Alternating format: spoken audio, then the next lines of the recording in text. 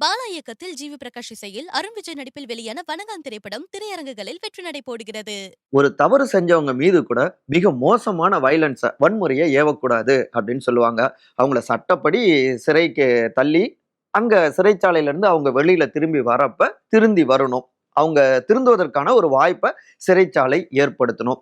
இதுதான் நாகரிகமான சமூகத்துக்கான ஒரு அடையாளங்க. ஆனா முசோலினியோடைய இத்தாலியும் ஹிட்லருடைய ஜெர்மனியும் 2ஆம் உலகப் போர் காலத்துல என்னெல்லாம் வன்முறையை ஏவுனாங்க தெரியுங்களா? அதுவும் அப்பாவி பொதுமக்கள் மீது. இப்ப நினைச்சு பார்த்தாலும் ஈர குலைய நடுநடுங்க வைக்குதுங்க, பதற வைக்குதுங்க. அந்த வன்முறைகளுடைய ஒரு சிறிய தொகுப்பு தான் இன்றைய நம்முடைய முசோலினி பேரழிவுக்காரனின் கதை அத்தியாயம் 15ங்க. நான் உங்கள் சகோ சே த இளங்கோவன். நிகழ்ச்சிக்கு போகலாம்.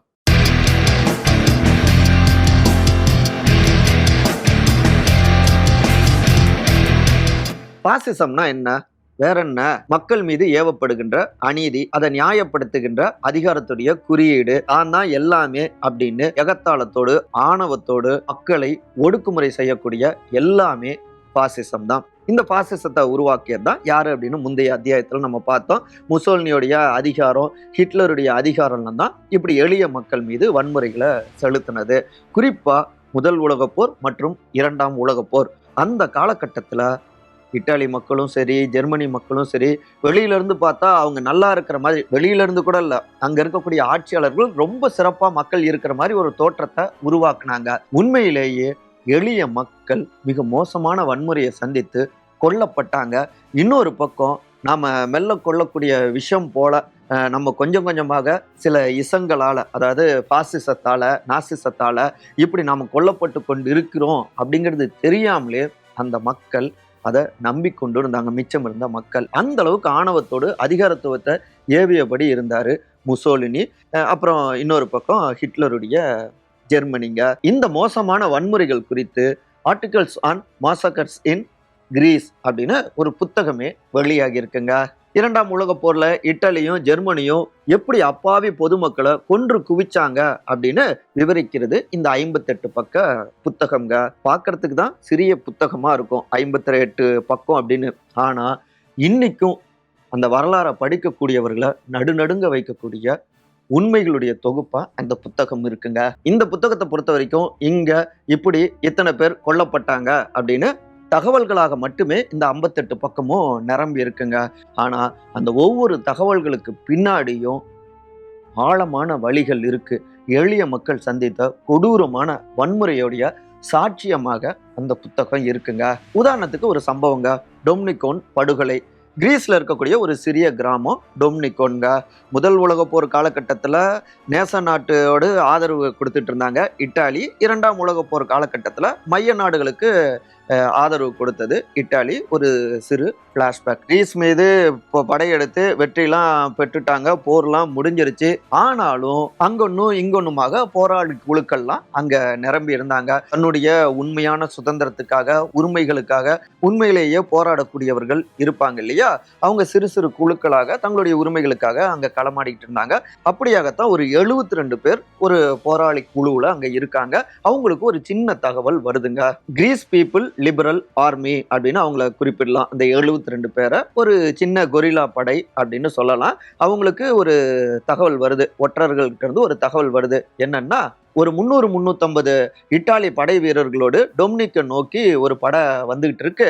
அவங்க கிரீஸை சுத்தி இருக்கக்கூடிய கிராமங்கள், டொமினிகோன் உள்ளிட்ட எல்லாவற்றையுமே சூறையாட திட்டமிட்டு இருக்காங்க அப்படிங்கிறது தான் அந்த கொரில்லா படைக்கு வந்திருக்கக்கூடிய ஒரு ரகசிய தகவல்க. சரியா 1943ஆம் ஆண்டு பிப்ரவரி மாதம் 16ஆம் தேதிங்க, டொமினிகோன் பக்கத்துல இருக்கக்கூடிய ஒரு 2 கிலோமீட்டர் பக்கத்துல இருக்கக்கூடிய ஒரு இடத்துல ஒரு சிறு குன்று இருக்குன்னு வச்சுக்கோங்களேன். அங்க சில கொரில்லாக்கள் மறைஞ்சிருக்காங்க. இத்தாலி படை வரும், அவங்கள திடீர் தாக்குதல் நிகழ்த்தலாம் அப்படின்னு காத்துட்டு இருக்காங்க. கொரில்லா தாக்குதல்னா என்ன அப்படிங்கிறது உங்களுக்கு ஏற்கனவே சொல்லியிருக்கோம்.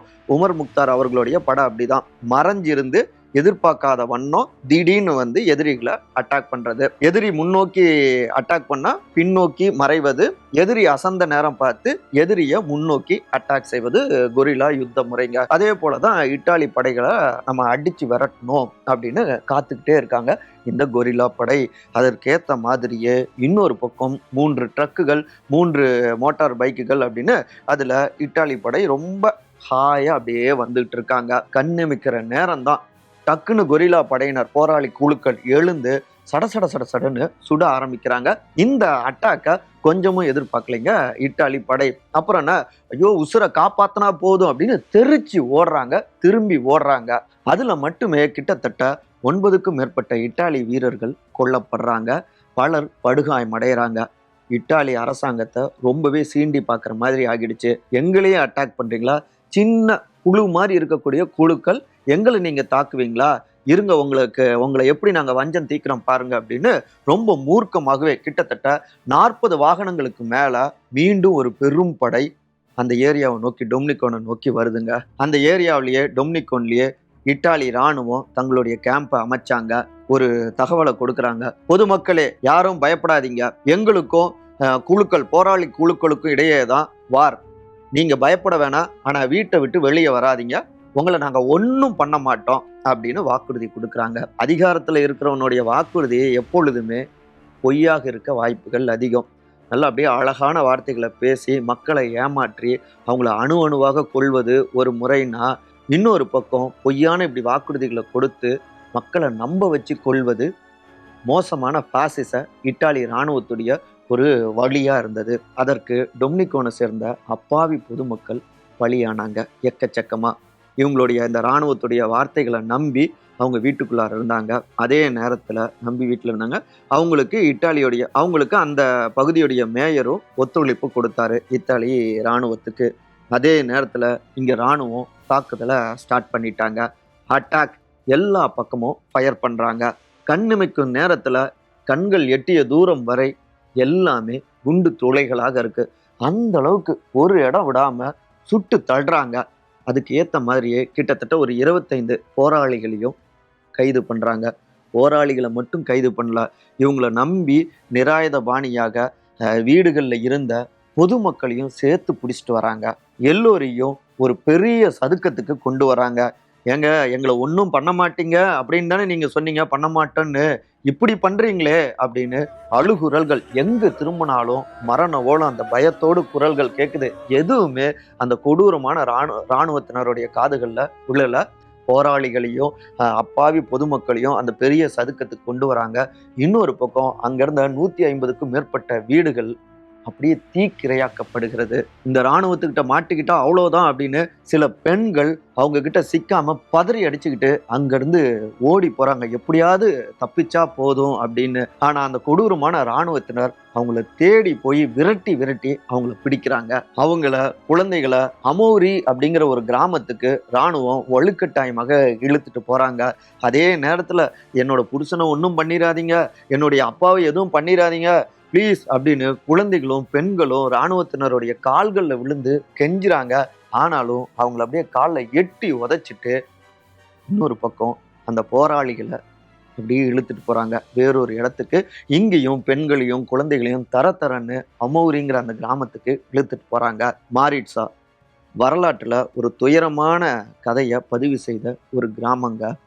25 போராளிகளையும் அங்க கூட்டிட்டு போய் கன நேரத்துல அவங்க எல்லோரையும் சுட்டு கொள்கிறது இத்தாலி இராணுவம். அங்க பிடிக்கப்பட்ட எளிய மனிதர்கள், அப்பாவி பொதுமக்களை முதல்ல லாரிசா அப்படிங்கிற வதை முகாம்ல அவங்கள அடைக்கிறது அப்படிங்கிறதான் தொடக்கத்துல எடுக்கப்பட்ட முடிவு. அந்த வதை முகாமே ரொம்ப மோசமா இருக்கும், சித்திரவதை கூடம் போலதான் இருக்கும். ஆனாலும் உசுராவது மிஞ்சும் அப்படிங்கிறதா பொதுமக்களை பொறுத்த வரைக்கும் ஒரு நம்பிக்கையா இருந்தது. ஆனா கொரில்லாவால தாக்கப்பட்ட ஒரு தளபதி கிட்ட இருந்து வந்த தகவல் ஒட்டுமொத்தமா சூழலையே மாத்திருச்சுங்க.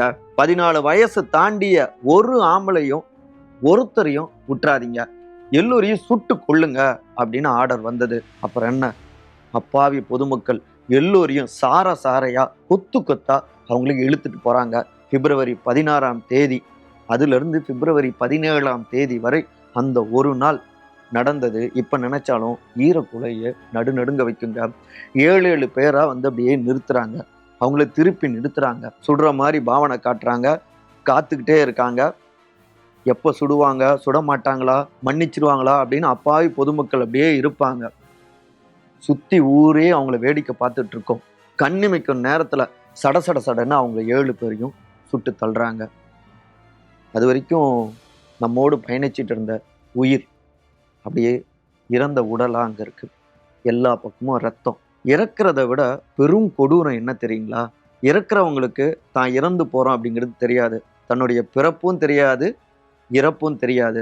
ஆனா அவங்களோட அன்பா இருந்தவங்க, அவங்களோடு பழகுனவங்க எல்லோருக்குமே அவங்களுடைய இழப்பு மிகப்பெரிய ஒரு வலியை கொடுக்கும், பெயினை கொடுக்கும். அதை விட இப்ப அவங்க கொல்லப்பட்டுட்டாங்க, அடுத்து நாம எப்ப கொல்லப்படுவோம் அப்படின்னு நினைக்கிற அந்த ஒரு விஷயம் இருக்கு தெரியுங்களா? கண்ணு முன்னாடி வரிசை கட்டி சுட்டு தள்ளுறாங்க. பின்னாடி இங்க கொத்து கொத்தா பொதுமக்கள் இருக்காங்க. அடுத்த வரிசையில நம்மளை கொண்டு போய் நிறுத்திடுவாங்களே, இதே போலதான் நம்மளை கொல்லுவாங்களோ, நம்ம செத்துட்டா நம்ம குடும்பத்தை யார் பார்த்துக்கிறது, நம்ம குழந்தைகளை யார் பார்த்துக்கிறது அப்படிங்கிற அந்த ஒரு பதற்றம் இருக்கு தெரியுங்களா? அந்த பதற்றம், அந்த பயம், அப்புறம் கெஞ்சுவாங்க இல்லையா, எப்படியாவது எங்களை விட்டுருங்கன்னு, அந்த கெஞ்சல், அந்த குமுறல் எல்லாவற்றையுமே கொஞ்சம் கூட ஈரமே இல்லாத, மனிதநேயமே இல்லாத அந்த இட்டாலி மோசமான இராணுவ படை ரசிக்க தொடங்கினாங்க. இங்க அழுகுரல்கள் வர வர இவங்க அதிர சிரிக்க ஆரம்பிச்சாங்க. ஒருத்தரையும் விட்டு வைக்கலைங்க. மொத்தம் 175 பேர் 7 பேர்களாக பிரிக்கப்பட்டு எல்லோரும் கொல்லப்பட்டு அந்த இடமே சாம்பல் மேடாக மாறியது. கொன்று எரிச்சாங்க. மோசமான படுகொலை. அதுக்கப்புறம் தனக்கு ஆதரவு கொடுத்த அந்த கிரீஸ் மேயர் அவரோட ஹாயாக அந்த இடத்தை விட்டு நகர்ந்தது இத்தாலி இராணுவ படை. இது வெறும் 175 பேர் அப்படின்னு மட்டும் நினைச்சிட வேணாம். இது கிரீஸ்ல டொமினிகோன்கிற இடத்துல மட்டும் நடந்த ஒரு சம்பவம். இப்படி ஆர்டிகல்ஸ் ஆன் மாசக்கட்ஸ் இன் கிரீஸ் இந்த புத்தகத்துல பல்வேறு பகுதிகளும் இப்படி நிறைய சாட்சியங்களாக இருக்கு. கண்ணில் படுற பொதுமக்கள் எல்லோருமே கொன்னு குவிச்சாங்க.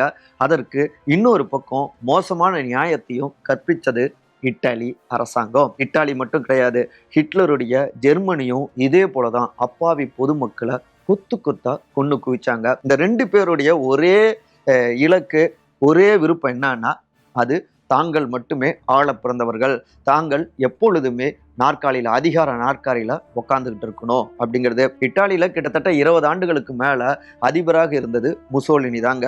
எந்த அளவுக்கு கொடுங்கோன்மைய, மோசமான கொடூரங்களை தன்னுடைய ஆட்சியில செஞ்சிருப்பாரு. எதிர்த்து கேள்வி கேட்கக்கூடியவர்கள்லாம் கொன்னு இருப்பாரு. எல்லாவற்றுக்குமே இந்த 20 ஆண்டு கால ஆட்சியே ஒரு சாட்சிங்க. உண்மையிலேயே ஒரு பேரழிவுக்காரனாகத்தான் முசோலினியோடைய ஆட்சி இருந்தது. இந்த 2ஆம் உலக போர்ல என்ன நன்மை கிடைச்சிருச்சு அப்படின்னா, கொத்து கொத்தாக பொதுமக்களும் ஏன் படை வீரர்களும் செத்ததாங்க மிச்சம். 2ஆம் உலக போர்ல மட்டும் இத்தாலி வீரர்களோடு பொதுமக்களும் சேர்ந்து கிட்டத்தட்ட 4,57,000 பேர், எவ்வளோ, 4,57,000 பேர் தங்களுடைய உயிரை இழந்திருக்காங்க. இப்ப சமீபத்துல வந்த விடுதலை பார்ட் 2ல சூர்யா ஒரு சூப்பரா ஒரு டைலாக் சொல்லுவாரு. யாரோ ஒரு சிலரை காப்பாற்றுவதற்காக யாரோவால எங்க கையில வந்து துப்பாக்கி கொடுக்கப்பட்டிருக்கு அப்படின்னு. அதிகாரத்துல இருக்கிறவங்கள காப்பாற்றுவதற்காக, எளிய மக்களுக்கு எதிராக அவங்கள ஒடுக்குவதற்காக எங்கள் கையில இந்த துப்பாக்கி திணிக்கப்பட்டிருக்கு. ஆனா உண்மையில சொல்லப்படுகின்ற விதி என்னன்னா, எளிய மக்களை காப்பாற்றுவதற்காக தான் காவல்துறை கையில துப்பாக்கி இருக்கு அப்படின்னு சொல்றாங்க. ஆனா அதிகாரத்துல இருக்கிறவங்களை காப்பாற்றுவதற்காகத்தான் அந்த துப்பாக்கி பல முறை பயன்படுத்தப்படுகிறது அப்படின்னு சொல்லுவாங்க இல்லையா? அப்படியாகத்தான் உங்களுடைய வெற்றி, உங்கள் தேசத்துக்கான வெற்றி அப்படின்லாம் இத்தாலி வீரர்கள் கிட்ட அந்த காலத்துல சொன்னாங்க. ஆனா அது உண்மையிலேயே நாடுபிடி ஆசை கொண்ட இன்னொருத்தர் கையில அதிகாரம் வருவதற்கான ஒரு வெற்றியாகத்தான். அந்த அவங்களுடைய நாற்காலியை காப்பாற்றிக் கொள்ள 4,57,000 பேரை கொன்னு இருக்காரு முசோலினி. அதாவது போலியான ஒரு தேச உணர்வை ஊட்டி இப்படியான படுகொலையை நிகழ்த்தி இருக்காரு அப்படின்னு வரலாற்று பக்கங்கள்ல வேதனையோடு குறிப்பிடுறாங்க வரலாற்று ஆசிரியர்கள். இந்த 1943க்கு பிறகு சில ஆண்டுகள் இத்தாலியில அதாவது இரண்டாம் உலகப் போர் முடிவுக்கு பிறகும் பெரிய வறுமை, பசி, பட்டினி, பல்வேறு பஞ்சமும் அங்க தலைவிரித்தாடியதுங்க. மோசமான துயரங்களை பொதுமக்கள் சந்திச்சாங்க. இந்த இரண்டாம் உலகப் போர் மட்டும் கிடையாது, முதல் உலகப் போர் காலத்திலயுமே முடிஞ்ச காலத்திலயுமே மோசமான வறுமையை இத்தாலி மக்களும் சந்திச்சாங்க. ஒரு புள்ளிவிவரம் இருக்குங்க. 1920 காலகட்டத்துல மட்டும் இங்க இருக்கக்கூடிய பல்வேறு நகரங்கள்ல கிட்டத்தட்ட 1881 வேலை நிறுத்த போராட்டங்கள் நடந்திருக்கு. சுமார் 10 லட்சம் தொழிலாளர்கள் அந்த போராட்டங்களையும் பங்கெடுத்தாங்க அப்படின்னு சொல்றாங்க. அப்ப எந்த அளவுக்கு அந்த நாட்டுல பொருளாதாரம் சீர்குலைஞ்சு போயிருக்கும், எந்த அளவுக்கு பொதுமக்கள் வறுமையில பாதிப்படைஞ்சிருப்பாங்க, அதனால தங்களுடைய உரிமைக்கான போராட்டங்களை அவங்க முன்னெடுத்திருந்திருப்பாங்க. அந்த காலகட்டத்துல ஒரு 2-3 ஆண்டுகள் குறைஞ்சபட்சம் அவங்க உரிமைகளுக்காக பேசியது அப்படின்னு பார்த்தா சோசியலிஸ்ட் கட்சியினர் தான். அதே நேரத்துல சோசியலிஸ்ட் கட்சியினரை மிக மூர்க்கமாகவும் ஒடுக்குனாங்க. குறிப்பா சொல்லணும்னா முசோலினி அந்த டைம்லேயே பொய்யா ஒரு கரும்படையை உருவாக்கி வச்சிருந்தாரு. குண்டர் படை மாதிரி. அவங்க நேரடியான அரசாங்கத்துடைய இராணுவமோ காவல்துறையோ கிடையாது. ஆனா இவங்க அந்த கொடூரமான அரசாங்கத்துக்கு சப்போர்ட்டா செயல்படுறவங்க. இப்ப அற வழியில தொழிலாளர்கள் பொதுமக்கள் வேலை நிறுத்த போராட்டத்துல ஈடுபடுறாங்க, பேரணி போறாங்கன்னா இந்த குண்டர் படை டக்குன்னு அந்த கூட்டத்துக்குள்ளார நுழைந்து மோசமான வகையில எல்லோரையும் அட்டாக் பண்ணும். பார்க்குறவங்க எல்லோரையும் மண்டையை உடைக்கிறது, கை காலை உடைக்கிறதுன்னு, அதாவது கொஞ்சம் கூட ஈரமே இல்லாம, கொஞ்சம் கூட சட்டப்படி நடக்காம கொடூரமான வன்முறையை நிகழ்த்தக்கூடிய ஒரு கொடூர படையாகத்தான் முசோலினியுடைய படையை இருந்தது. ஒரு அடியாள் படை தாங்க. அந்த அடியாள் படையை வச்சுக்கிட்டு தான் கொஞ்சம் கொஞ்சமாக பிற்பாடு அதிகாரத்துக்கு வந்தாரு முசோலினி. அப்புறம் என்ன, தனக்கான அடியாள் படையாக இராணுவத்தையே பயன்படுத்த தொடங்கிட்டாரு. அந்த இராணுவத்தின் மூலமாக எளிய மக்களை தொடர்ந்து கொன்று குவிச்சுக்கிட்டே இருந்தாரு, அவங்களை ஏமாத்திட்டு இருந்தாரு. ஆனாலும் ஒரு பொய் ரொம்ப காலம் தாக்கு பிடிக்காது. என்னதான் பொத்தி பொத்தி மண்ணுக்குள்ளார புதைச்சி உண்மையை வச்சாலும் அது முளைவிட்டு இந்த மண்ணை பிளந்து நெடு மரமாக வளர்ந்தது போல அந்த உண்மை இந்த மோசமான முசோலினியுடைய ஆட்சியை முடிவுக்கு கொண்டு வந்தது. ஏற்கனவே நம்ம சொன்னதுதான். முசோலினியுடைய இறுதி நாள் அவர் கொல்லப்படுறாரு. அதுக்கப்புறம் அவருடைய இறந்த உடலையும் கூட மக்கள் கற்களால கிட்டத்தட்ட 1.5 நாட்கள் அடிச்சுட்டு போயிருக்காங்கன்னா எந்த அளவுக்கு முசோலினி கொடூரமான ஆட்சியை செஞ்சிருப்பாருங்க. பேராசை பிடித்தவர்களுக்கு இதுதான் முடிவு அப்படின்னு அன்றைக்கே வரலாறை எழுதியிருக்காங்க இத்தாலி பொதுமக்கள். ஆனாலும் முசோலினி திருந்தின மாதிரி இல்லை. அவருடைய வரலாறுல இன்னும் சில கதைகள் இருக்கு. அதை நம்ம அடுத்தடுத்த அத்தியாயங்களில் விரிவாக பார்க்கலாங்களா? மற்றபடி இதே போன்ற தொடர் சார்ந்த காணொலிகளை காண விகடன் டிவியை சப்ஸ்கிரைப் பண்ணுங்க. மறக்காம உங்களுடைய கருத்துக்களை கருத்துரை பகுதியில் வந்து பதிவு செய்யுங்க. அனைவரும் அன்பால் ஒருங்கிணைந்திருப்போம். நன்றி, வணக்கம். வி ஹவுஸ் புரொடக்ஷன்ஸ் தயாரிப்பில் பாலா, அருண் விஜய், ஜிவி பிரகாஷ் கூட்டணியில் அதிரடி ஆக்ஷன் ஜானரில் வெளியான வணங்கான் திரைப்படம் திரையரங்குகளில் வெற்றி நடை போடுகிறது. காண தவறாதீர்கள்.